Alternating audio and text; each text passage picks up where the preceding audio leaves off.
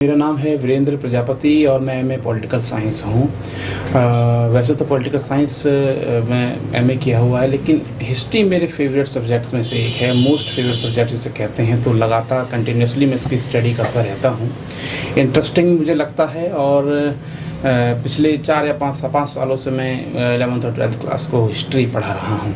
History जो एक बहुत ही इंटरेस्टिंग सब्जेक्ट के रूप में हमको लेना चाहिए, एक हवा सा बना हुआ है। हम हिस्ट्री को एक ऐसे सब्जेक्ट के रूप में देखते हैं जहाँ पर कहते हैं कि नहीं, बड़ा बोरिंग सा है, समझ में नहीं आ रहा। नहीं, लेकिन अगर आपको एक ऐसी अप्रोच दी जाए पढ़ाने के दौरान जो कमांडेबल हो, तो हो सकता है कि हिस्ट्री एक बहुत ही इंटरेस्टिंग सब्जेक्ट बन सकता है। तो मैं हिस्ट्री के ही सब्जेक्ट से कुछ 12th क्लास के लेकर के आपके सामने लेकर के आया हूँ। आज हम लोग 12th क्लास का फर्स्ट चैप्टर जो है ईंटें, मनके और अस्थियाँ, जिसका नाम है, वो चैप्टर आज हम पढ़ेंगे। ये जो चैप्टर है ईंटें, मनके और अस्थियाँ, बेसिकली ये चैप्टर हड़प्पा सभ्यता से जुड़ा हुआ है। हड़प्पा सभ्यता एक ऐसी सभ्यता है जो कि विखंडित, जो अखंड जो भारत था, अखंड भारत जब पाकिस्तान अफगानिस्तान तक फैला हुआ था, उस समय ये सभ्यता भारत में, इस सभ्यता ने जन्म लिया। और एक अनुमान है कि 2400 ईसा पूर्व से लेकर के 2400 BC से लेकर के 1750 BC के बीच में रही होगी, लेकिन विद्वान इस पर एक मत नहीं है। सब लोग इसको अलग अलग बोलते हैं कि 2400 ईसा पूर्व से लेकर कोई 1750 बताता है, तो कोई 1700 तक बताता है। अलग अलग लोग इसके बारे में बताते हैं। जो अब हम जो इसका जो चैप्टर जो पढ़ने वाले हैं, वो ईंटें, मनके तथा अस्थियाँ, इस चैप्टर का ये नाम है।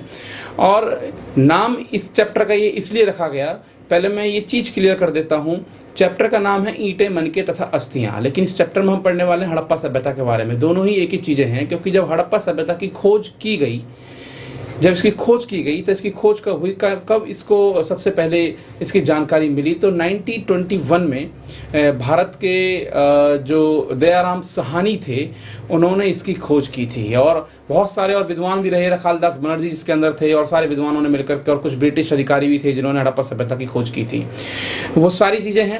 अब आप पेन, कॉपी, नोट्स लेकर, पेन और कॉपी लेकर के बैठिएगा, एक रजिस्टर लेकर के बैठिएगा। जो जो बातें मैं आपको बता रहा हूँ उनको अपनी नोटबुक में नोट डाउन करते हैं ना, क्योंकि एक एक क्वेश्चन बड़ा इंपॉर्टेंट है। वैसे अगर आप एनसीईआरटी किताब खोलकर देखेंगे तो बहुत सारा मटेरियल आपको देखने को मिलेगा, लेकिन मैं आपको जितना पढ़ा रहा हूँ एग्ज़ाम में उतना ही आएगा, उससे अलग कुछ नहीं आएगा। जैसा मैं हमेशा कहता हूँ, मेरा सिर्फ यही चैलेंज है कि मेरी पढ़ाई हुई चीज़ जिसको मैंने आपको बता दिया, पढ़ाने के बाद जो क्वेश्चन मैं आपको सॉल्व करा रहा हूँ, जो बता रहा हूँ, जो समझा रहा हूँ, उसको करने के बाद आप पिछले लास्ट ईयर के क्वेश्चन पेपर उठाकर देखिएगा, सीबीएसई के, फाइनल एग्ज़ाम के, प्री बोर्ड के, कोई भी, और फिर क्रॉस चेक कीजिएगा क्या जो मैंने पढ़ाया क्या वो एग्ज़ाम में आया या नहीं आया। ये इससे बड़ा चैलेंज और कुछ भी नहीं हो सकता है कि एग्ज़ाम में जो मैं चीज़ें बता रहा हूँ वो आ रही हैं या नहीं आ रही हैं। तो इसलिए एक एक चीज़ को बड़े अच्छे से समझिएगा, बहुत आराम से कॉन्सेप्ट क्लियर करता हुआ चलूँगा। यदि आपको कोई प्रॉब्लम भी होती है तो इस प्रॉब्लम को शॉर्ट आउट कर दिया जाएगा, आप कमेंट अपने डाल दीजिएगा।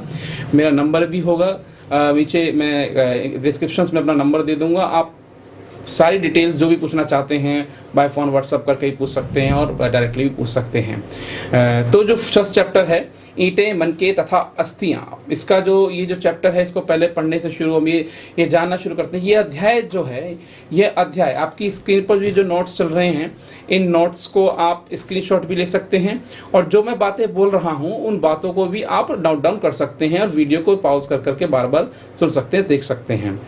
बड़े ही सावधानी से नोट्स बनाइएगा और इंटरेस्ट लेकर के पढ़िएगा, और ये नोट्स फाइनल तक काम आए, इस तरह से बनाने हैं नोट्स आपको। और किसी भी तरह की डिटेल, किसी भी तरह की आपको प्रॉब्लम होती है तो मुझसे पूछिएगा, मैं आपको बताऊंगा।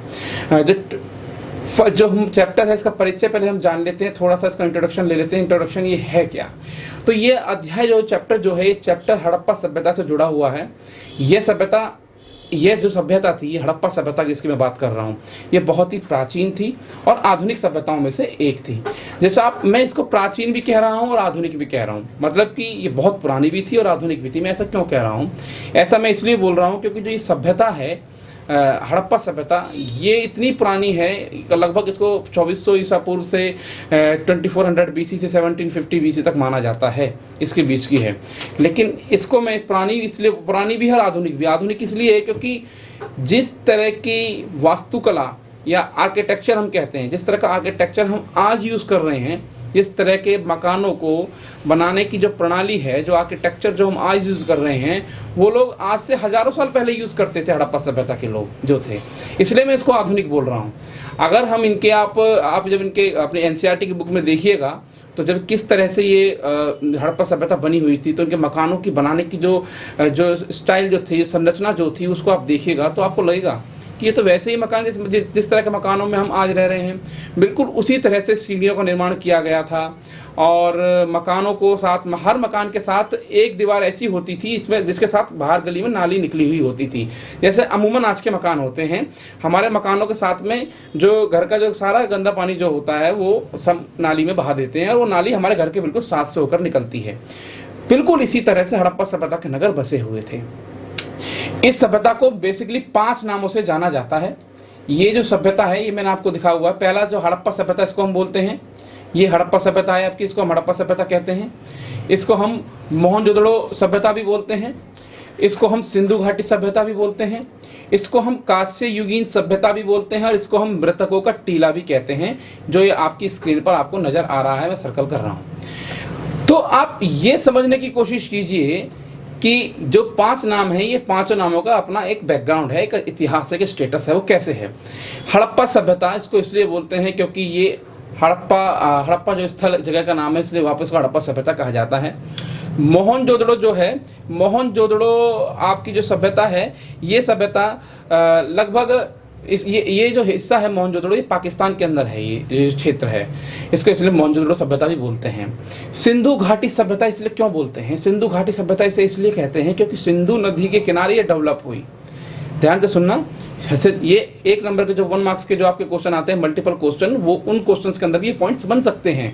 वहाँ पूछ सकता है कि हड़प्पा सभ्यता किस नदी के किनारे विकसित थी, तो आपका आंसर होना चाहिए सिंधु नदी के किनारे। ठीक है, तो ये सिंधु घाटी सभ्यता इसको इसलिए कहते हैं क्योंकि सिंधु नदी के किनारे सिंधु रिवर जो थी उसके पास ही विकसित थी। एक इसको कांस्य युगीन सभ्यता भी कहते हैं।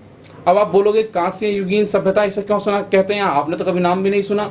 आप सर्च करोगे गूगल पर शायद आपको मिल जाए, वरना हर कोई आपको इसके बारे में नहीं बताएगा। कोई भी टीचर इसको शायद आपके बारे में नहीं बताए। इसको कांस्य युगीन सभ्यता भी कहते हैं। इसे कांस्य युगीन सभ्यता इसलिए कहते हैं क्योंकि इस सभ्यता में कांसे का प्रयोग बहुत होता था। कांसे का प्रयोग मतलब जो कांसा एक धातु होती है, आपने सुना होगा, ब्रॉन्ज उसको बोलते हैं, उसका प्रयोग बहुत होता था इसके अंदर, इसलिए कांसे युगीन सभ्यता कहते हैं। लोहे से परिचित नहीं थे, लोहे की जो धातु होती है लोहे से परिचित नहीं थे, कांसे का ये प्रयोग करते थे। इसको मृतकों का टीला भी कहते हैं। मृतकों का टीला इसे क्यों कहा जाता है, ये बड़ा इंटरेस्टिंग सा है। मृतकों का टीला, 5th जो पॉइंट आप देख रहे हैं, इसको, ये सभ्यता को मृतकों का टीला भी कहा जाता है। क्यों कहा जाता है मृतकों का टीला इसको मृतकों का टीला इसलिए हम कहते हैं क्योंकि इस सभ्यता में खुदाई के दौरान इतने कंकाल मिले हैं, इतने शरीशव मिले हैं पुराने खुदाई के दौरान, इसलिए इसका नाम एक चलन में आ गया, मृतकों का टीला। माने जहाँ पर लाशों की टीले बने हो रखे, लाशों के ढेर लगे हों, इसलिए इसको मृतकों का टीला भी इसको कहा जाता है।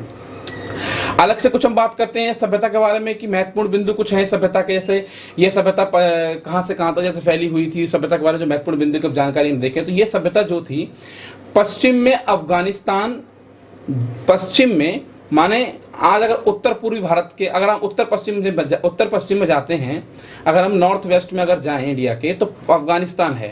पहले अफगानिस्तान इंडिया में ही हुआ करता था, ये बात आप समझिए। तो अफगानिस्तान में एक जगह है, उसका नाम है सुतकांग गैंडोर। आप सुन लीजिए, अफगानिस्तान में एक शहर, एक जगह है सुतकांग गैंडोर, वहाँ से ये सभ्यता शुरू होती है पश्चिम में, और पूर्व तक देखें तो पूर्व तक कहाँ तक जाती है, तो पूर्व तक ये सभ्यता जो है उत्तर प्रदेश के आलमगीरपुर तक जाती है। और ध्यान रखिएगा, आलमगीरपुर हाल ही में खोजा गया हड़प्पा का पुरा स्थल है, इसको ज़्यादा समय खोजे हुए नहीं हुआ है। तो हड़प्पा सभ्यता का खोजा हुआ पुरा स्थल अभी का है, हाल ही का है ये, ठीक है। तो इसको हम ये सभ्यता पश्चिम में अफगानिस्तान तथा पूर्व में भारत के उत्तर प्रदेश आलमगीरपुर तक फैली हुई थी। और इसके जो मुख्य शहर थे, अगर हम जानकारी लें कि इसके मुख्य शहर कहाँ इसके मुख्य शहर थे, तो आप देखिए मुख्य शहर इसके कहाँ थे। इसके जो मुख्य शहर थे हड़प्पा सभ्यता, वैसे तो बहुत सारे जब जगह मैं आपको बताऊंगा कि बहुत सारी जगह पे हड़प्पा सभ्यता फैली हुई थी, लेकिन इससे कुछ मुख्य शहर भी इसके हुआ करते थे। तो मुख्य शहर इसके कहाँ कहाँ थे? एक आपको जो इसका मुख्य शहर था वो गुजरात में, अगर हम देखें, गुजरात, पंजाब, राजस्थान, हरियाणा, उत्तर प्रदेश, पाकिस्तान तक ये अलग अलग जगह पे फैली हुई थी। लेकिन ये तो आधुनिक नाम हो गए, गुजरात, पंजाब, राजस्थान, हरियाणा, उत्तर प्रदेश, अफगानिस्तान, तो आधुनिक आज के नाम हैं। लेकिन अगर पर्टिकुलर स्थानों की बात करें, हम जगह की बात करें कि हड़प्पा सभ्यता इनमें कहाँ कहाँ थी, तो जो अलग अलग प्लेस है उसके बारे में आपको बताता हूँ।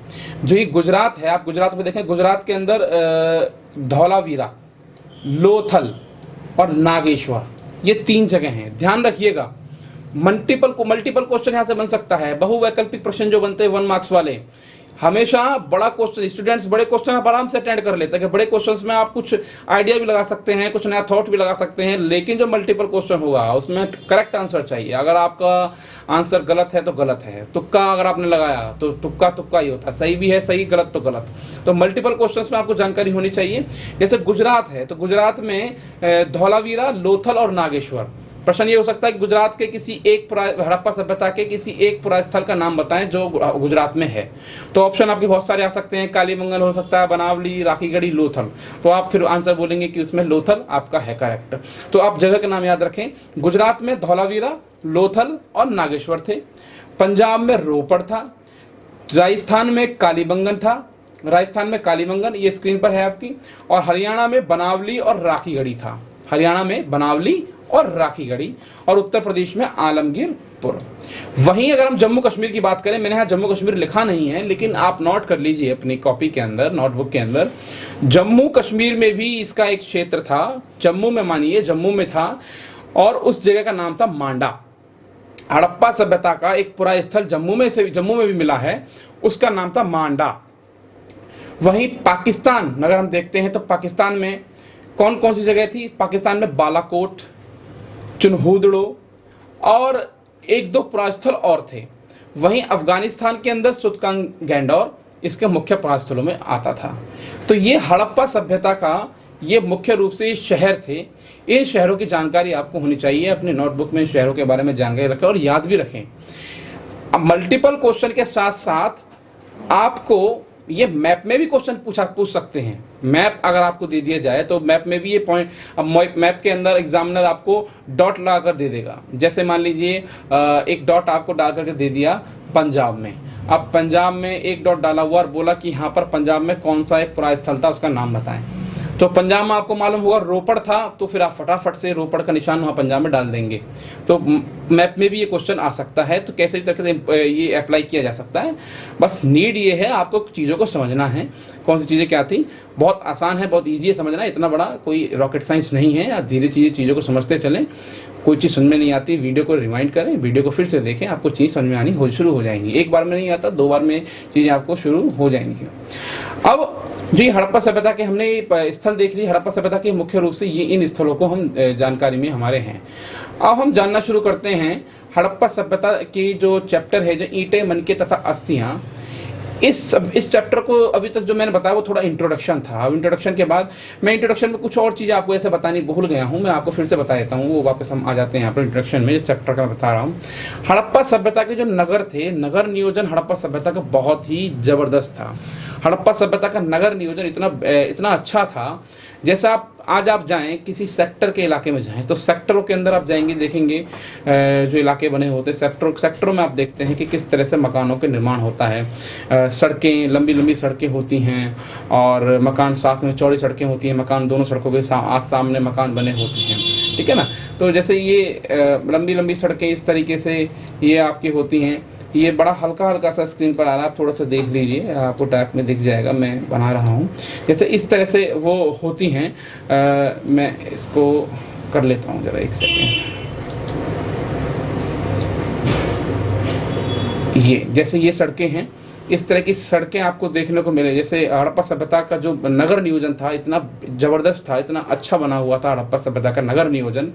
जैसे आज सेक्टर बने होते हैं ना, आज अब देखो आज हम लोग कितने आज आधुनिक हो गए हैं, कितनी टेक्नोलॉजी को यूज़ कर रहे हैं, हम 4G 5G की तरफ बढ़ रहे हैं और हाइपर टेक्नोलॉजी यूज़ कर रहे हैं, सुपर सोनिक टेक्नोलॉजी यूज़ कर रहे हैं, हम अंतरिक्ष में चंद्रमा पर जा रहे हैं। आज जब ऐसी चीज़ों को जो हम सोच रहे हैं तब हमारे सामने ऐसे मकान वगैरह हमारे सामने देखने को हैं। लेकिन हम लोग हज़ारों साल पहले कल्पना नहीं कर सकते हड़प्पा सभ्यता के लोग इतने एडवांस हो सकते थे। उन्होंने जो मकान बनाए हुए थे, मकान जो बनाने की जो पद्धति थी उस पद्धति को हम बोलते हैं ग्रिड सिस्टम। ग्रिड सिस्टम जो वहाँ पर जो बिल्डिंग डेवलपमेंट जो हुआ था, जो मकान जो बनाए गए थे उसको हम ग्रिड सिस्टम बोलते हैं। माने सड़कों के दोनों तरफ मकान होते थे, इस तरह से सड़कों के दोनों तरफ मकान ये होते थे, इधर भी मकान होते थे, इधर भी मकान होते थे, ऐसे ऐसे मकान होते थे दोनों तरफ। और सड़कें जो होती थी वो एक दूसरे को समकोण पर काटती थी, मतलब आड़ी टेढ़ी सड़कें नहीं होती थी कि जैसे सड़कें यूं कट गई, यूं कट गई, यूं कट गई, ऐसी नहीं होती थी सड़कें। बिल्कुल एकदम सिंपल, जैसे ये यहाँ पर था, ये सड़कें इस तरीके से यहाँ से ऐसे चलती थी, इस तरीके से सड़कें हुआ करती थी। इनको बोलते हैं हम ग्रिड पद्धति के अंदर मकान बने हुए थे सब, इसको हम ग्रिड पद्धति में बोलते हैं। सड़कें ऐसी थी, फिर इस तरफ मकान बन जाते थे, ये सेक्टरों के अंदर आपको देखने को मिलता है, ये इस तरीके से मकान बन जाते थे। ग्रिड पत्ती के अंदर मकान वगैरह बनाए हुए थे, ये हमारा होता था, इसको ग्रिड पत्ती बोलते थे। हड़प्पा सभ्यता की नगर नियोजन प्रणाली थी।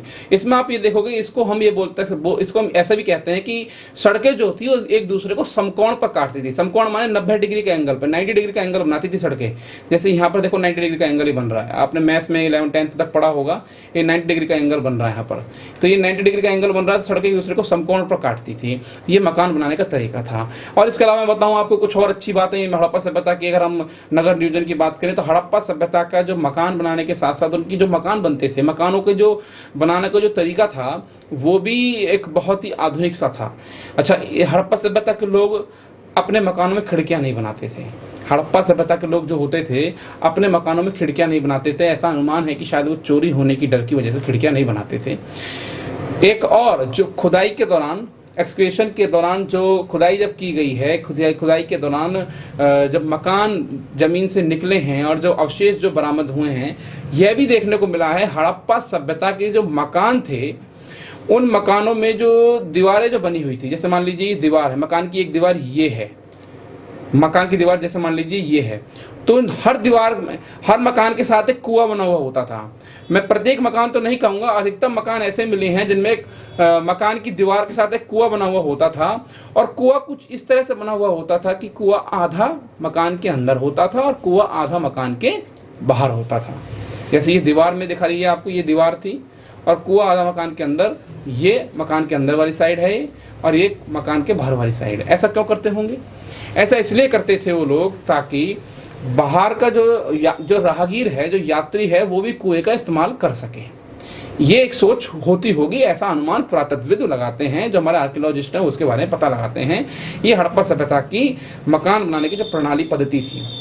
वहीं मैं बात करूं हड़प्पा सभ्यता के, अगर घर मकान कैसे हुआ करते थे, तो मकानों की जो चीज़ें मैं बता रहा हूं इनको आप नोट्स में लिखते रहिए एक एक लाइन को। हड़प्पा सभ्यता के मकान कैसे थे, मैं विशेषता बता रहा हूं। ग्रिड पत्ती में मकान बनाए जाते थे, एक एक पॉइंट लिख लीजिएगा। ये पॉइंट आप बाद में अगर आपसे क्वेश्चन पूछे कि हड़प्पा सभ्यता के नगर नियोजन पर किस प्रकार था उसे बताएं, मैं क्वेश्चन सारे आगे डिस्कस करूंगा, लेकिन मैं आपको एडवांस में इसलिए बताता हुआ चल रहा हूं ताकि जब आप मैं क्वेश्चन पढ़ाऊं तो आप चीज़ों को समझते हुए आसानी से चलें।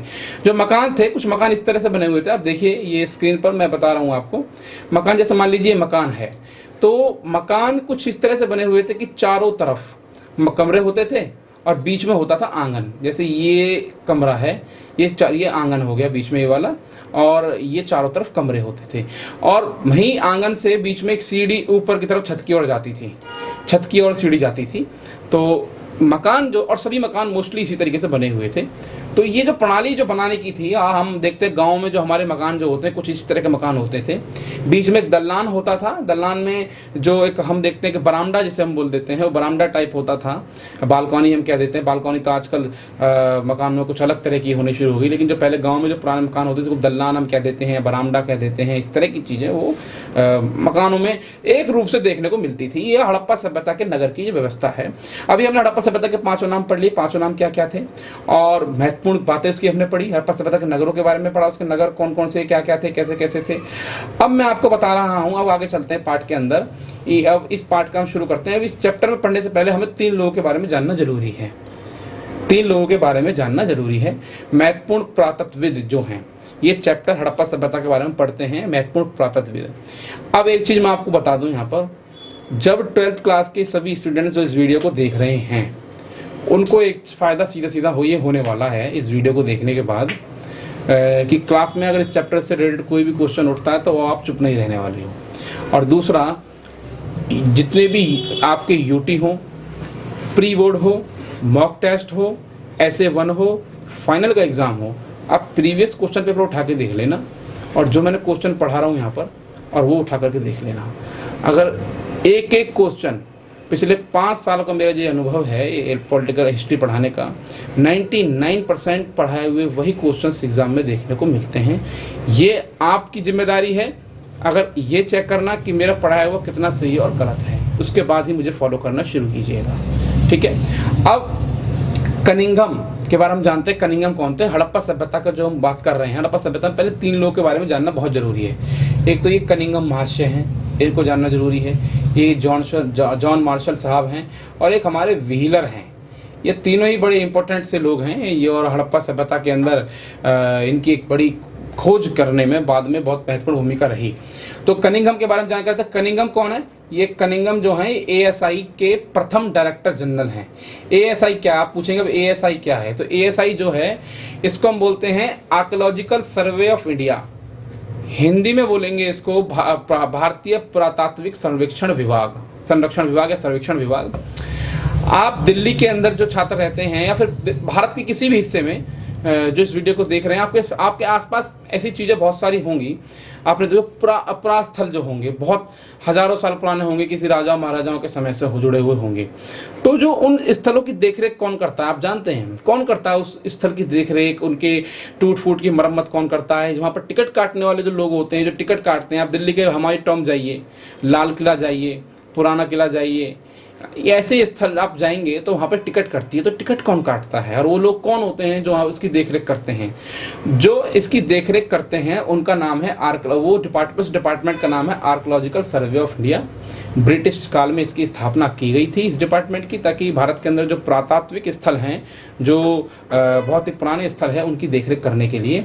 तो ASI के जो फर्स्ट डिपार्टमेंट था इसको हम ASI बोलते हैं। तो जो एक कनिंघम थे उस समय एक आर्कियोलॉजिकल सर्वे ऑफ इंडिया नाम का डिपार्टमेंट बनाया गया, जिसका काम था भारत के अंदर जितने भी पुरास्थल हैं, पुरातात्विक स्थल हैं, उनकी देखरेख करना और उनके जो है उनके बारे में और जानना, ताकि इतिहास में छुपी विभिन्न घटनाओं का जानकारी गहराई से प्राप्त की जा सके। तो ASI के जो प्रथम डायरेक्टर जो कनिंघम हैं, कनिंघम ASI के प्रथम डायरेक्टर जनरल थे। ये पहला इनका परिचय है। दूसरा परिचय, लिखित वस्तुओं का प्रयोग करते थे। ये भी आपको जानना समझना जरूरी होगा। लिखित वस्तुओं का प्रयोग से आप क्या समझते हैं? लिखित वस्तुओं का प्रयोग का मतलब यह है कि जो हड़प्पा की खुदाई के दौरान, हड़प्पा की जब रिसर्च चल रही थी हड़प्पा सभ्यता के जो विभिन्न साइट जो बनी हुई हैं इसकी, तो वहाँ पर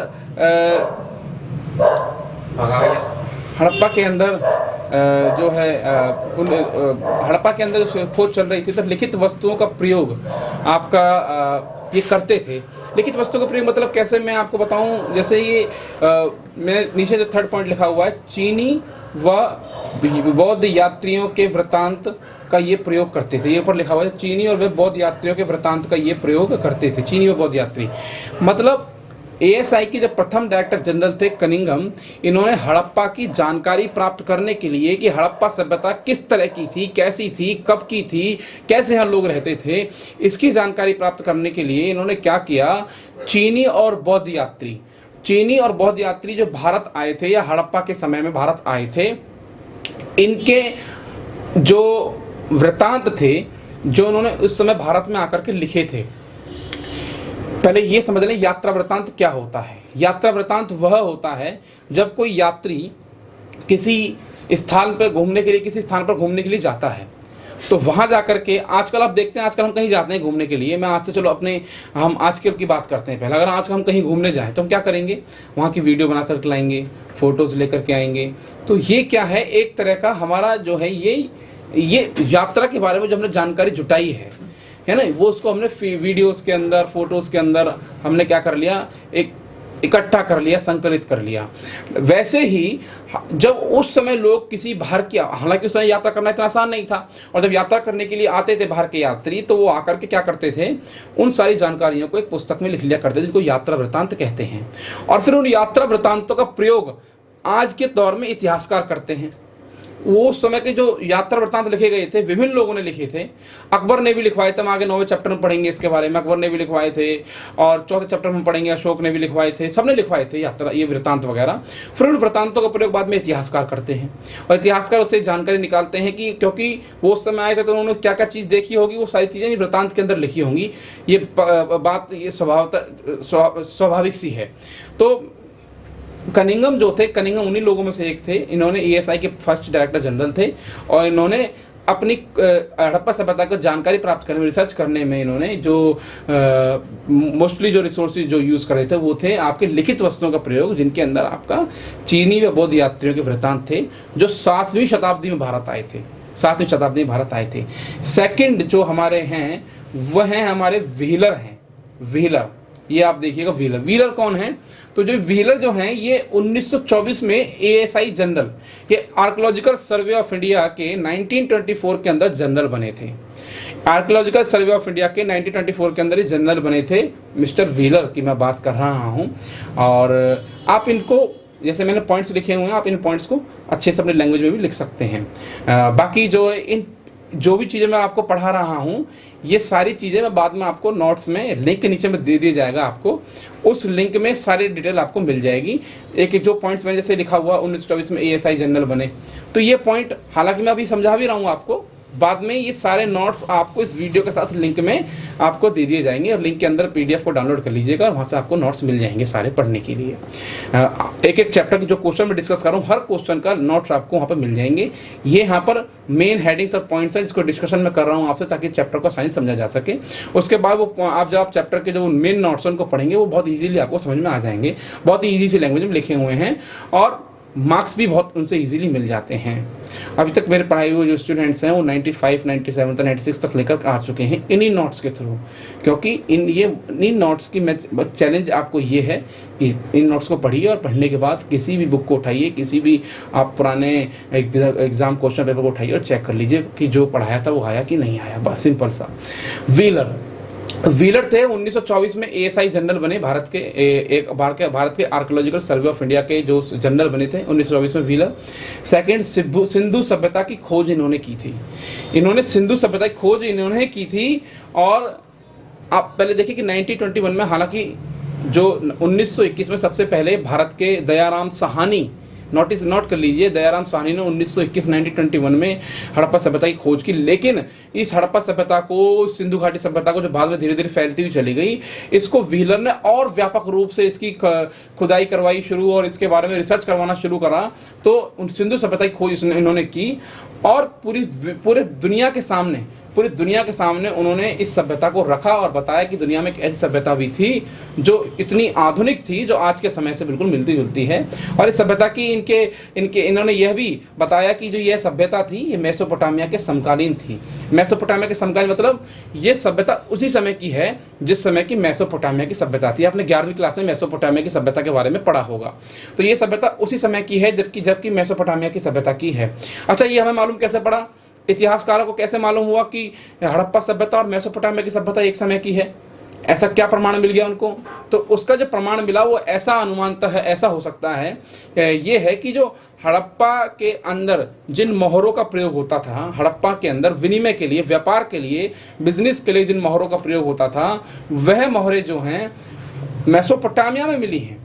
और मेसोपोटामिया के भी कुछ ऐसी मोहरें हड़प्पा सभ्यता में मिली हैं। तो अनुमान ये लगाया कि हड़प्पा सभ्यता के अंदर, पक्की बात है, हड़प्पा सभ्यता और मेसोपोटामिया दोनों एक ही समय की होंगी, तभी इनके मुद्राएं आपस में एक दूसरे के आसपास मिली हैं। अगला हमारा जॉन मार्शल हैं। जॉन मार्शल 1944 में, ये 1944 में एएसआई जनरल बने। एएसआई जनरल, ये एएसआई के जनरल आरईएम बने।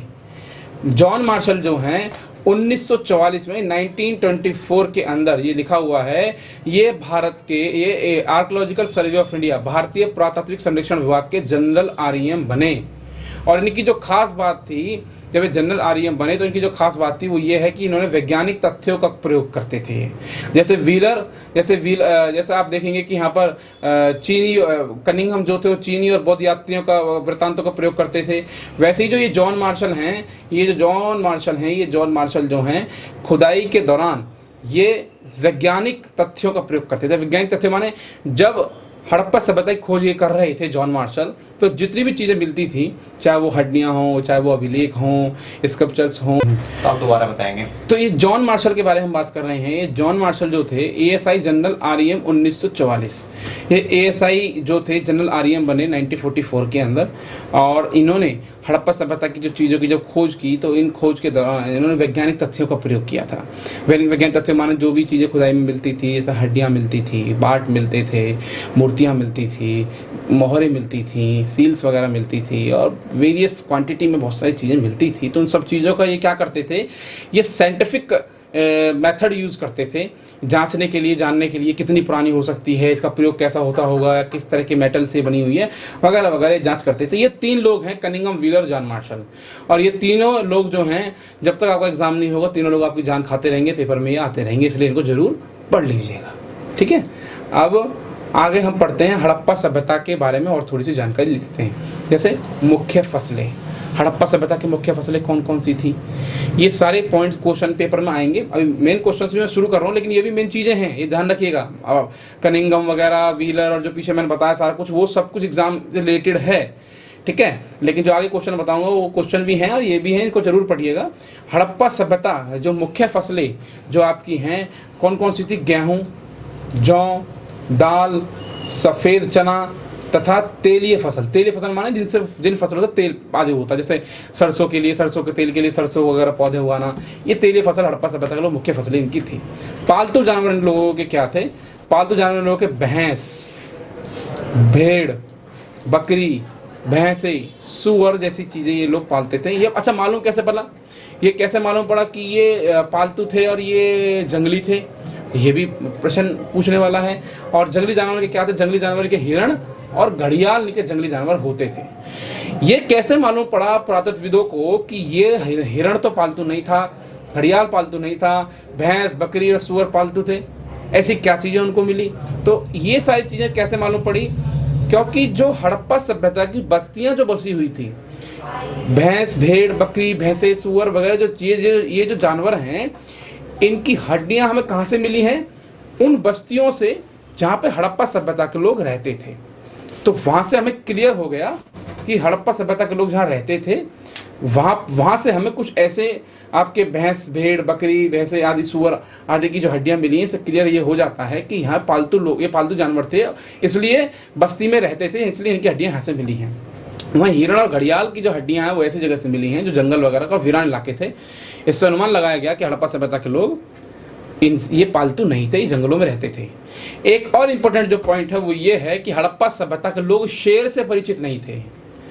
ये लोग शेर से परिचित नहीं थे, ये लोग शेर के बारे में, लॉयन के बारे में इन लोगों को जानकारी नहीं थे। They don't know about lion, ये क्योंकि ना तो लॉयन के कोई भी ऐसे अवशेष वहाँ से मिले हैं और ना ही कोई ऐसे कहीं उदाहरण किसी तरह का या किसी तरह के बारे में उसके वर्णन नहीं मिला है। इससे मालूम पड़ता हो कि they know about the lion, वो लॉयन के बारे में जानते होंगे।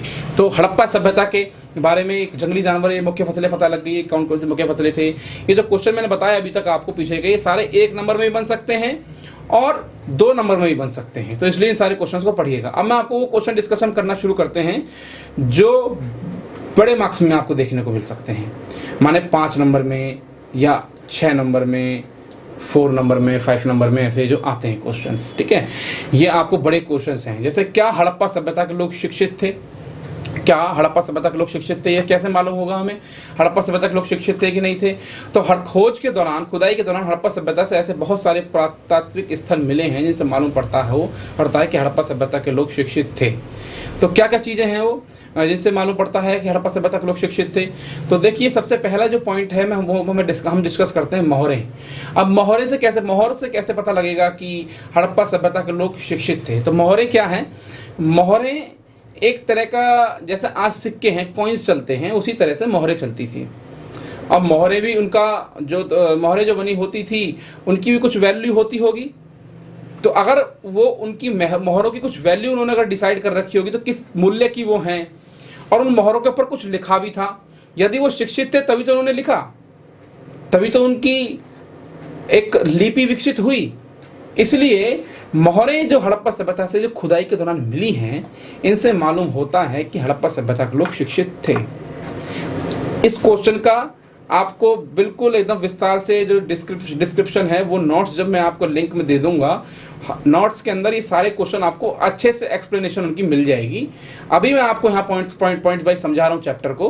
उसके बाद जब आप नोट्स देखेंगे तो नोट्स में सारे को समझ में आपको ये आ जाएगा। कुछ नहीं बचने वाला है, कुछ भी नहीं बचेगा। इस क्लास को लेने के बाद हड़प्पा चैप्टर से कुछ भी नहीं बचने वाला है। आपका सारा एकदम से कंप्लीट हो जाएगा और एकदम से क्लियर हो जाने वाला है। एग्जाम क्लास में, टीचर में, कहीं भी आप क्वेश्चन ईजिली इसको हैंडल कर सकते हैं।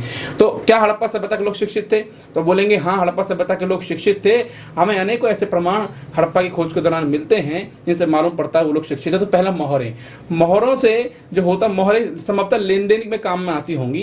तो लेन देन में काम में आती होंगी, मतलब उनको वैल्यू थी, वो लोग लेन देन करते थे, व्यापार करते थे, बिजनेस करते थे। तो इससे हमें मालूम पड़ता है कि हड़प्पा सभ्यता के लोग पढ़े लिखे थे तभी तो व्यापार करेंगे, तभी तो मोहरों का प्रयोग करेंगे, और उनके ऊपर कुछ लिखा भी होता था।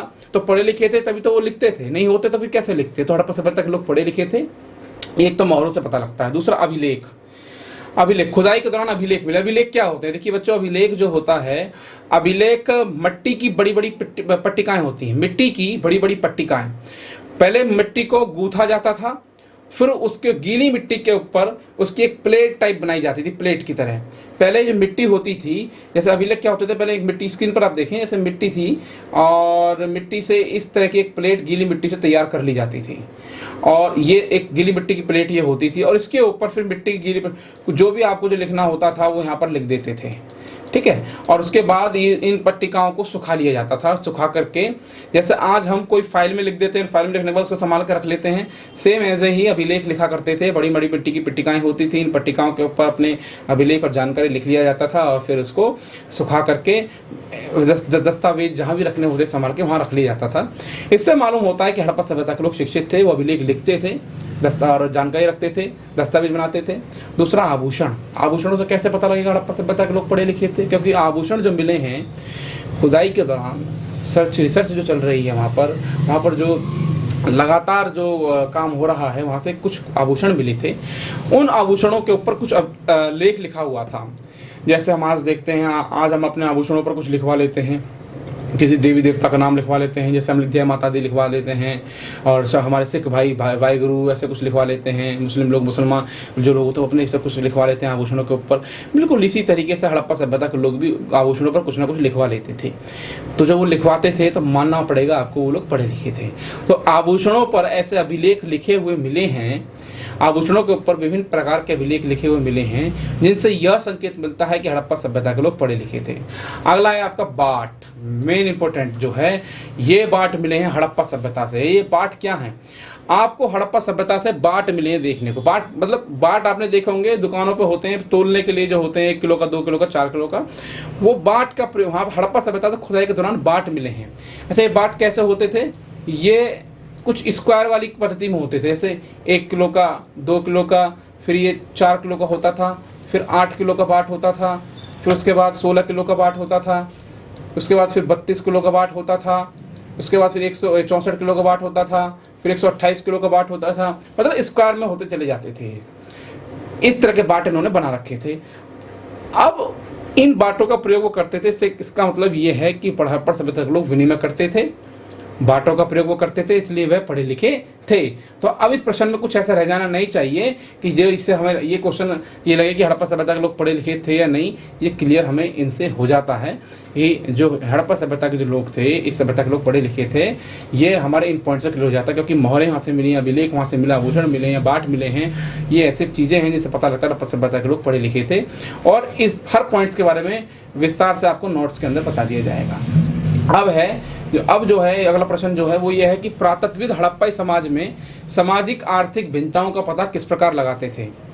सामाजिक आर्थिक भिन्नताओं का पता कैसे लगाते थे, सोशल और इकोनॉमिकल जो डिफरेंस था उसके बारे में किस तरह से पता लगाते थे हड़प्पा सभ्यता के लोग। हड़प्पा जो पुरातत्वविद हैं, जो आर्कोलॉजिकल जो एक्सपर्ट हैं, जो वो कैसे पता लगाते हैं कि जो हड़प्पा सभ्यता की जब खुदाई होनी शुरू हुई तो बाद में उन आर्कोलॉजिकल एक्सपर्ट्स ने इतिहास के जो जानकार हैं, पुरातत्वविद हैं, उन्होंने कैसे मालूम कराया कि हड़प्पा सभ्यता के लोग अमीर और गरीब की बारे में जानकारी कैसे मिली। हड़प्पा सभ्यता में कोई अमीर भी थे, गरीब भी थे, या आर्थिक विभिन्नता या सामाजिक विभिन्नता वहाँ थी। सामाजिक माने सोशल डिफरेंसेस, लोग अलग अलग समाज के लोग थे, और वहाँ पर आर्थिक भिन्नता भी थी। पैसों के अंदर भी वो मामले में कुछ लोग को एक वर्ग कमज़ोर था। पैसे कैसे पता लगाते थे, तो सबसे पहले शवाधान मिले हैं। बड़ा इंटरेस्टिंग सा है शवाधान वाला पॉइंट। क्या होता था, हड़प्पा सभ्यता में कुछ इस तरह की विचारधारा, इस तरह की मान्यता थी कि जब किसी की मृत्यु हो जाती थी, जब किसी की डेथ जब हो जाती थी, तो मृत्यु के बाद जो उसके शव को दबाया जाता था, एक तरह का जैसे हम ताबूत बोलते हैं, कॉफिन होता है, उसी तरह के वो शवाधान बनाते थे।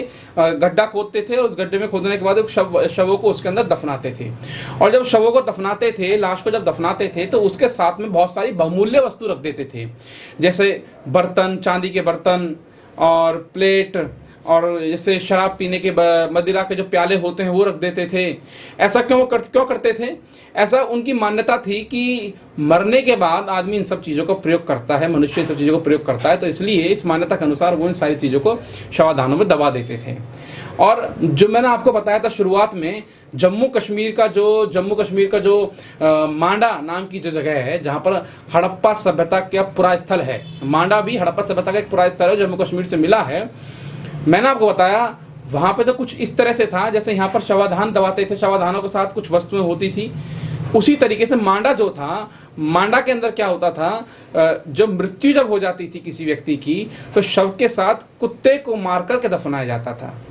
कुत्ते को मार करके, डॉग को जो है इसको किल कर दिया जाता था, फिर इसको दफनाया जाता। क्यों ऐसा? क्योंकि ऐसा मान्यता थी कि जो कुत्ता जो होता है एक बड़ा वफादार जानवर है, और मृत्यु के बाद जो व्यक्ति परलोक को सुधार गया है उसके साथ वो साथ साथ रहेगा और उसका साथ निभाएगा मौत के बाद, इसलिए उसके शव के साथ उस कुत्ते को दबा दिया जाता था। ये भी मांडा में ऐसे बहुत सारे शवाधान मिले हैं। मांडा के अंदर जब खुदाई की गई तो शवाधान हर शव के साथ कुत्ते का कंकाल ही मिला है। इससे मालूम पड़ता है कि हड़प्पा सभ्यता के लोग जो थे उस तरह के ऐसी मान्यता भी रखते थे। शवाधान से कैसे मालूम होता है? हम बोल रहे थे कि हड़प्पा के लोगों, हड़प्पाई समाज के बारे में पुरातत्वविद कैसे पता लगाते थे कि वो लोग जो है आर्थिक भिन्नता का पता, सामाजिक भिन्नता का पता कैसे लगाते थे कि वो अमीर हैं, गरीब हैं। तो शवाधान, जिन शवाधानों से महत्वपूर्ण धातुएं, महत्वपूर्ण बर्तन, बहुमूल्य आभूषण मिले हैं, ऐसा अनुमान लगता था कि ये अमीर लोगों के, रईस लोगों की शव होंगे, रईस लोगों के शवाधान थे। और जिन शवों के साथ में ऐसा कुछ भी नहीं मिला है, जिन शवों के साथ में हम देखते हैं, जिन शवों के साथ में ऐसा कुछ भी नहीं मिला है, जिन शवों के साथ में बहुत ही साधारण से मिट्टी के बर्तन वगैरह मिले हैं, वस्तुएं मिली हैं, तो ऐसा अनुमान लगाया जाता है कि वो लोग गरीब के होंगे, गरीब का शव वहाँ पर होता होगा। तो ये सारी चीज़ें हैं। और बहुमूल्य साधारण वस्तुएं, कुछ हमने देखने, बहुमूल्य साधारण वस्तुएं जब खुदाई की गई तो खुदाई के दौरान कुछ कॉलोनियाँ ऐसी थी जहाँ पर बहुमूल्य वस्तुएं थी। मतलब खुदाई के दौरान आप देखोगे, अगर मान लीजिए आप अगर एक भूकंप आ जाए, भूकंप आने के बाद सब कुछ तहस नहस हो जाए, और एक इलाका ऐसा है जो सेक्टरों वाला इलाका, कोठियाँ बनी हुई हैं, और एक इलाका ऐसा है जो बहुत ही साधारण सा है और मतलब कि स्लम वगैरह का इलाका है। अब अगर वहाँ खुदाई की जाए, खुदाई के दौरान स्लम में जब खुदाई होगी तो वहाँ से ऐसी चीज़ें मिलेंगी और हम वहाँ से सीधा अनुमान लगा लिया जाएगा भाई स्लम से जो चीज़ें मिली हैं, यहाँ संभवतः यहाँ पर गरीब या फिर ऐसे लोग रहते होंगे जो बहुत ही पिछड़े वर्ग से थे। और वहीं जो ऐसा एक इलाका है जैसे कोई सेक्टर वाला या कोई ऐसा इलाका जहाँ संपन्न वर्ग के लोग रहते थे, जब वहाँ खुदाई होगी तो ऐसी चीज़ें देखने को मिलेंगी जो बहुत बहुमूल्य होंगी, तो हम अनुमान लगा लेंगे कि हाँ भाई ये लोग रईसों का इलाका था। सेम ऐसे ही हुआ हड़प्पा सभ्यता में भी जब खुदाई की गई तो बहुत से स्थानों से बहुमूल्य वस्तुएं मिली, बहुत से स्थानों से साधारण वस्तुएं मिली, और ये बहुमूल्य और साधारण वस्तुओं से अनुमान लगाया गया कि हड़प्पा सभ्यता के लोगों की सामाजिक आर्थिक भिन्नताओं के बारे में कि यहाँ के लोग अमीर थे, यहाँ के लोग गरीब थे। आगे है सिंधु घाटी सभ्यता में एक शासक वर्ग था, यदि हाँ तो उदाहरण दीजिए। सिंधु घाटी सभ्यता में क्या एक शासक वर्ग था? सिंधु घाटी सभ्यता में क्या कोई राजा था? ये प्रश्न चिन्ह है, ये प्रश्न पूछा जा रहा है एग्जाम में, कई बार क्वेश्चन आ चुका है। और तो सिंधु घाटी सभ्यता में तो यह तथ्य सत्य है कि सिंधु घाटी सभ्यता में शासक वर्ग था जो निम्न तथ्यों से प्रमाणित होता है। तो यह तथ्य सत्य है कि सिंधु घाटी सभ्यता में शासक वर्ग था जो निम्न तथ्यों से प्रमाणित होता है। तो कैसे आपको पता लगेगा ये? तो एक नियोजित वर्ग, नियोजित नगर, तो ये कौन कौन से तथ्य हैं? सबसे पहला नियोजित नगर। हड़प्पा सभ्यता की जो नगर व्यवस्था थी बहुत नियोजित तरीके से, वेल प्लान तरीके से हड़प्पा के नगर को बसाया गया होगा। और नगर, पूरा नगर, देखिए अगर कोई आदमी अपना घर बना रहा है तो फिर तो घरों को अपना अलग अलग बना रहा, तो घर में तो राजा की क्या भूमिका होगी। लेकिन जब पूरा नगर बसाया गया है, हर नगर को एक ही तरीके से बसाया गया था, सड़कें समकोण पर काटती थी, घर ग्रिड पत्ती में बने हुए थे, मकानों के साथ नालियां होती थी, मतलब ये था एक नक्शा तैयार किया गया था नगर को बसाने के लिए। और नगर जब बसाने के लिए कोई साधारण व्यक्ति तो नगर को बसाएगा नहीं, राजा ही बसाएगा। तो इससे भी अनुमान लगा सकते हैं कि हड़प्पा सभ्यता में शासक वर्ग था जो हड़प्पा के नगर जो नियोजन देखने को मिलता है, जो नालियों की जो व्यवस्था बना रखी थी, नालियों को जल निकासी के लिए नालियों की व्यवस्था सबसे लाजवाब थी वहाँ की, क्योंकि नालियों को इस तरह से बनाया गया था कि उनको कभी भी खोल करके साफ भी किया जा सकता था और घर के साथ में बनी होती थी, घर का सारा गंदा पानी नालियों में आता था। वहीं नियोजित नगर इसका बहुत बड़ा प्रमाण है कि हड़प्पा सभ्यता के अंदर राजा था, क्योंकि पूरा सिटी को वेल प्लान तरीके से डेवलप किया गया था, और पूरी सिटी को अच्छे तरीके से डेवलप करना किसी एक व्यक्ति का काम नहीं हो सकता, ये राजा ही कर सकता है। दूसरा, एक समान वास्तुकला। अब जब एक समान वास्तुकला का मतलब क्या है? हड़प्पा सभ्यता में जो मकान जो बने हैं देखने को मिल रहे हैं, और जो नगर जो बने हुए हैं वो एक ही तरह की वास्तुकला से बने हुए हैं। एक ही तरह की वास्तुकला का मतलब यह है कि सभी मकानों के अंदर खिड़कियां नहीं थी, सभी मकानों के बीच में बीच में आंगन होता था, आंगन के चारों ओर कमरे होते थे, आंगन से सीढ़ियां ऊपर जा रखी थी। इसका मतलब यह था कि हड़प्पा सभ्यता में एक मकानों को बनाने का एक तरीका सलीका था, जो कि हो सकता है कि राजा ने एक नियम बना रखा हो कि इस तरह के मकान होंगे। जैसे आप अमेरिका जाइए, अमेरिका के अंदर आपको मकानों का जो बनाने का तरीका है वह मकान सभी का एक जैसा मिलेगा। सभी मकानों के अंदर आप देखिएगा सभी का एक प्रकार का मकानों को बनाने का नक्शा होगा, हर मकान आपको एक जैसा दिखाई पड़ेगा, क्योंकि सरकार ने वहाँ के मकान बनाने कुछ नॉर्म्स और कंडीशन रखे हुए हैं कि कितने स्क्वायर फुट का मकान इस तरह के नक्शे से बनेगा, इतने स्क्वायर फुट का मकान इस तरह के नक्शे से बनेगा, इस तरह के सबका बना रखा सरकार ने। वो सरकार एक तरह से राजा होती है, उसी तरह से हड़प्पा सभ्यता के अंदर भी एक समान वास्तुकला का प्रयोग होता था। अगर आप जैसे देखें, आप मान लीजिए दिल्ली के बच्चों से अगर मैं बात करूं तो दिल्ली के बच्चे अगर देखें अपने स्कूलों के बारे में, आप अपने स्कूलों को देखिए, पूरी दिल्ली में जो स्कूल आपको देखने को मिलेंगे ना, वो सारे स्कूल एक जैसे मिलेंगे। आप देखते ही पहचान जाओगे ये सरकारी स्कूल है, वो भी दिल्ली सरकार का। आप एमसीडी का स्कूल देखते ही पहचान जाओगे ये एमसीडी का स्कूल है। कैसे पहचान जाते हैं आप? क्योंकि उसकी जो बनावट है सारे एमसीडी स्कूलों की एक जैसी है और सारे सरकारी स्कूल दिल्ली सरकार के स्कूलों की एक जैसी है। तो मालूम हो जाता है ये जो सरकार ने बनवा रखे हैं। उसी तरह से हड़प्पा सभ्यता में भी सब मकान एक जैसे थे। इससे मालूम पड़ता है हड़प्पा के अंदर एक शासक था जिसने एक प्रकार के मकान बनवा रखे थे। आगे ईंटों का अनुपात, भूमिगत जल व्यवस्था।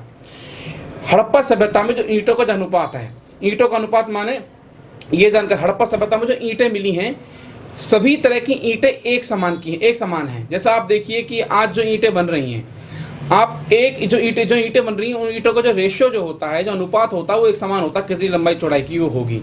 और पूरी हड़प्पा सभ्यता में एक समान ईंटें बनती हैं। इससे मतलब ये है कि ये भी एक व्यवस्था हड़प्पा सभ्यता में राजा द्वारा की गई होगी कि ईंटों का कार्य इस प्रकार का होगा, इससे मकान वगैरह इस तरह के बनाए जाएंगे, जिससे मालूम होता है हड़प्पा सभ्यता में एक शासक वर्ग था। और भूमिगत जल व्यवस्था, हड़प्पा सभ्यता में भूमिगत जल को बढ़ाने के लिए जो कच्ची सड़कें छोड़ी गई थी और और पानी रिसकर ज़मीन में जाता रहे, इसके लिए उचित व्यवस्था की गई थी। तो ऐसा काम करवाना किसी एक साधारण व्यक्ति के बस की नहीं है, कोई एक या दो व्यक्ति नहीं कर सकती, ये काम राजा कर सकता है। तो इन प्रमाणों से पता लगता है कि हड़प्पा सभ्यता में एक राजा का शासक वर्ग होगा। अगला पॉइंट है विशाल स्नान गृह। हड़प्पा सभ्यता की सबसे बड़ी और संरचना है विशाल स्नान गृह। विशाल स्नान गृह हड़प्पा सभ्यता की सबसे बड़ी संरचना है। जैसे आज हम देखते हैं कि गंगा की जो घाट बने हुए हैं, इसी तरह का एक स्नान गृह बनाया हुआ था। चारों तरफ घाट होते थे और बीच में एक जल भरा हुआ होता था, तालाब टाइप होता था। संभवतः हड़प्पा सभ्यता के लोग जो थे उन्होंने ये घाट इसलिए बनाए हुए थे ताकि किसी विशेष उत्सव पर सब लोग इकट्ठा होते थे और स्नान वगैरह करते थे।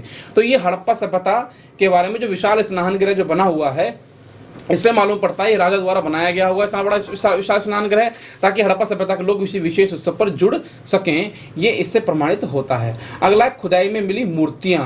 खुदाई में कुछ मूर्तियां मिली हैं, वो मूर्तियां बड़ी अजीब सी हैं। उन मूर्तियों पे एक मुकुट पहना हुआ है और मुकुट में बड़े आभूषण पहने हुए हैं और राजा जैसा प्रतीत होता है, दिखाई पड़ता है जैसे राजा हो। तो संभवतः ये सारी चीज़ें जो मिली हैं खुदाई के दौरान, इससे मालूम होता है कि हड़प्पा सभ्यता में एक राजा होता होगा। और एक प्रसाद महल हमें मिला है। प्रसाद महल क्या था? प्रसाद महल एक तरह का सभा भवन होता था। सभा भवन में कुछ इस तरह का होता था कि सभा भवन के अंदर ये सभा लगी होती थी और बीच में राजा का सिंहासन था और चारों तरफ जो है ये इस तरफ बैठने के लिए और दूसरे दरबारियों के लिए सीटें बनाई गई थी। तो इससे मालूम होता होगा यहाँ राजा बैठता होगा और यहाँ पर जो दरबारी बैठते होंगे। तो ये प्रसाद महल हमें हड़प्पा में खुदाई के दौरान मिला है। इससे मालूम होता है कि हड़प्पा सभ्यता में शासक वर्ग था। तो इस प्रश्न में अब ऐसा कुछ समझने लायक नहीं रह गया कि हड़प्पा में शासक वर्ग था। जी बिल्कुल था। आप प्रश्न पूछे तो हड़प्पा सभ्यता में शासक वर्ग था, क्योंकि वो नियोजित नगर मिले हैं जो राजा द्वारा बनाए गए थे। एक समान वास्तुकला का प्रयोग हुआ, ईंटों का अनुपात, भूमिगत जल व्यवस्था की गई थी, विशाल स्नान गृह बने हुए थे, खुदाई में मूर्तियां मिली हैं और प्रसाद महल वगैरह वगैरह, ये सारी चीजें हैं। अगला जो प्रश्न है वो ये है कि हड़प्पा सभ्यता में मनके बनाने की प्रक्रिया क्या है। ये क्वेश्चन वैसे तो नहीं पूछा जाता, 1 या 2 नंबर में क्वेश्चन आता है, लेकिन फिर मैंने डिस्कस इसलिए कर लिया क्योंकि आ सकता है। काफ़ी सालों से आया नहीं है तो इस साल हो सकता है ये आ जाए। तो जो छात्र 2021 के अंदर सीबीएसई बोर्ड एग्ज़ाम देने जा रहे हैं उन छात्रों के लिए अभी बहुत अच्छा समय है। अभी से तैयारी अपनी शुरू करें, डेली वाइज पे चैप्टर पढ़ें और पढ़ना साथ साथ नोट्स बनाएं। और मैं उसी हिसाब से 2021 के हिसाब से छात्रों को तैयार कर रहा हूं पढ़ाने के लिए। और उसके बाद हर साल पढ़ाएंगे, हर साल अपडेट करेंगे। आप अगर रिस्पांस आपको अच्छा मिलता है पढ़ाने का तो और वीडियो भी हम डालेंगे और वीडियो भी पढ़ाएंगे। आप वीडियो को पसंद करें और चीज़ों को आगे बढ़ाएं। आपको अच्छा लगता है लाइक करें, इसको शेयर करें, अपने कमेंट्स दें। कोई अगर जानकारी हमें कोई अपडेट करनी हो तो वो लोग हम करेंगे। और इसको ज़्यादा से ज़्यादा शेयर करें, ज़्यादा से ज़्यादा फ्रेंड्स तक पहुँचाएँ, ताकि जो बच्चे बड़ी बड़ी कोचिंग सेंटर्स में जा कर के हाई फाई फीस देने के लिए सक्षम नहीं हैं, उन बच्चों के लिए हम लोग बैठे हैं, हम बच्चों के लिए हैं। आप पढ़िए, नोट्स बनाइए और अपने पेरेंट्स का, हम सब लोगों का नाम ऐसे उज्जवल कीजिए कि हमें लगे कि हम बेशक आपसे बहुत दूर बैठ कर के वीडियोज़ बना रहे हैं, लेकिन हमारी बताई गई जो चीज़ें हैं वो आपके काम आ रही हैं। हाँ, मैं चौथा क्वेश्चन डिस्कस कर रहा हूँ, हड़प्पा में मनके बनाने की प्रक्रिया क्या थी। मनके जो होते हैं, मनके एक तरह के आभूषण टाइप ऐसा होता है, गले में पहनने वाले आभूषण आपने देखे होंगे। आजकल तो इनका चलन फिर से शुरू हो गया, महिलाएं आजकल पहनती हैं इनको। ये बड़े बड़े मोटे मोटे से रतन से होते हैं, बड़ी बड़ी मोटी मोटी सी मालाएं होती हैं, ये मनके होते थे। अब तो खैर उस पत्थर के नहीं बनते हैं जैसे जिस तरह हड़प्पा सभ्यता के बनते थे, आजकल तो आर्टिफिशियल है। मनके बनाने की प्रक्रिया कुछ इस तरह थी कि कालीन का पत्थर, जैस्पर का पत्थर, स्फटिक और सेलखड़ी, और सेलखड़ी मेन होता था इसके अंदर, सेलखड़ी आदि का पत्थर का यूज होता था। और इन पत्थरों को पहले घिसा जाता था, इनको शेप में डाला जाता था, इनको फिर आग की भट्टी में पकाया जाता था, फिर इनको पिरोया जाता था और पिरोने के बाद ये मनके बन जाते थे, माला इनकी बन जाती थी।